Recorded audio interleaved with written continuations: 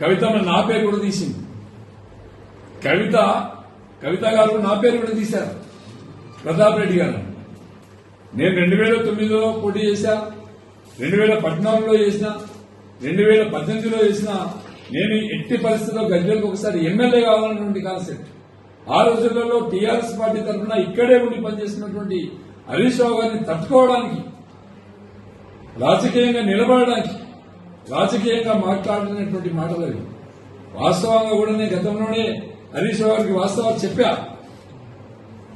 Mallanna Sagar inauguration లో నేను మల్లన్న సాగర్ మీద ఫైట్ చేసినప్పుడు నేను చేసింది తప్పు కావచ్చు, మీరు చేసిందే రైటు.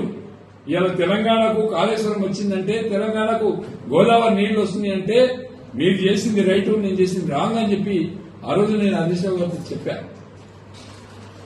ఆ నీళ్లు పంపులు దుక్కుతున్నప్పుడు తెలంగాణ ప్రజల యొక్క ఆత్మ గౌరవాన్ని పెంచిట్లో అటు కేసీఆర్ ఇటు హరీష్ రావు గారు చేసిన కృషిని నేను ప్రశంసించిన. అక్కడ రాజకీయాల్లో భాగంగానే నేను ఆ రోజు మాట్లాడిన వాస్తవాలు కాకపోయినప్పుడు కూడా రాజకీయంగా నిలబడి నిలదొక్కుకోవడానికి నేను మాట్లాడిన మాటలు. కానీ కొంతమంది కాంగ్రెస్ పట్టే బాసులు నిన్న మొన్న దాన్ని సోషల్ మీడియాలో పెట్టి వైరల్ చేస్తా ఉన్నారు. ఆ పట్టే బాసులకు నేను విజ్ఞప్తి చేస్తున్నా, అనవసరంగా రాజకీయాల్లో గానీ న్యాయ విషయంలో గానీ ఎంటర్ అయితే మీకు చెప్పులతో సన్మానం తప్పదని చెప్పి సందర్భంగా సీరియస్ గా నేను హెచ్చరిస్తున్నా. రాజకీయంగా హరీష్ రావుని ఎదుర్కోండి, రాజకీయంగా బీఆర్ఎస్ పార్టీని ఎదుర్కోండి, రాజకీయంగా మమ్మల్ని ఎదుర్కోండి. సౌటలు దద్దమ్మలు చేసే పని సోషల్ మీడియా ఉంది కదా అని చెప్పి ఇష్టం వచ్చినట్టు వాడుకుంటే తప్పకుండా మీకు రేపు జరిగే లోకల్ బాడీ ఎలక్షన్లలో డిపాజిట్లు కూడా రానియమని చెప్పి సందర్భంగా సీరియస్ గా హెచ్చరిస్తున్నా.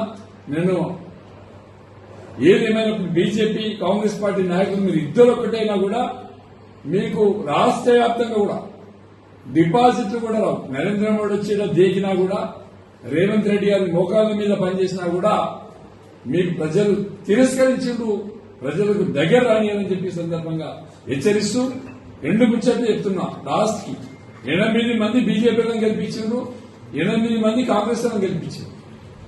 కానీ 16 మంది కూడా ఈ రాష్ట్ర రైతాంగానికి కనీసం యూరియా